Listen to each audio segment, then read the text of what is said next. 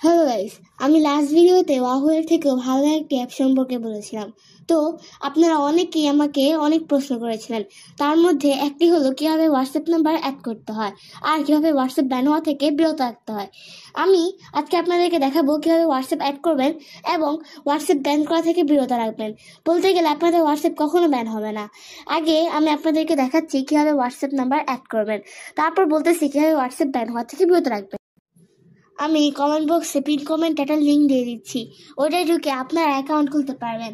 অ্যাপটিতে ঢুকে আপনারা এখানে একটি স্টার্ট টাস্কের অপশন দেখতে পারবেন। ওটা ক্লিক করার পর আপনাদের নাম্বার দেওয়ার অপশন পাবেন, ওইখানে আপনার নাম্বার দিবেন। আপনারা কিন্তু নাম্বার দেওয়ার সময় 1 থেকে শুরু করবেন। 0 দিয়ে নাম্বার লিখলে কিন্তু আপনার হোয়াটসঅ্যাপে কোড আসবে না। আপনার নাম্বার দেওয়ার পর গেট কোডে ক্লিক করবেন।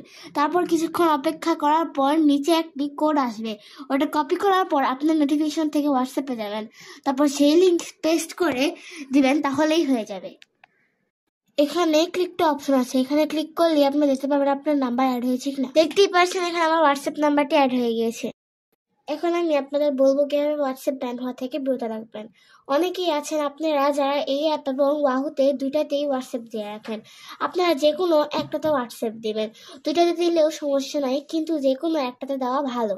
সো আপনারা দুইটাতে না দিলে আপনাদের অ্যাকাউন্ট ব্যান হওয়ার সম্ভাবনা অনেক কম।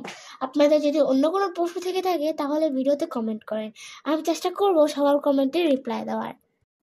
আজকের ভিডিও এই পর্যন্তই। আল্লাহ হাফেজ।